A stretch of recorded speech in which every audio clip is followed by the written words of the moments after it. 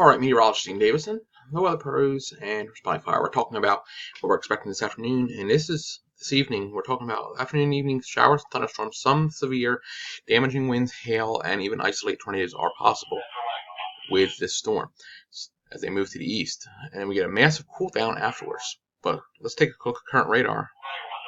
As you see here, thunderstorms are trying to develop here. These will be what fire off in the area here in the Roanoke Valley and to the east.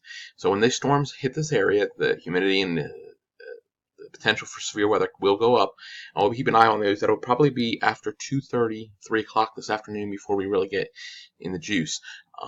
So after 2 o'clock really is a good time to be on the lookout here as these storms move to the east. And this will continue through the evening before ending, which is good. And we get some cooler, drier, more stable air for the weekend as the wedge sets up. So be on the lookout this afternoon for those severe weather.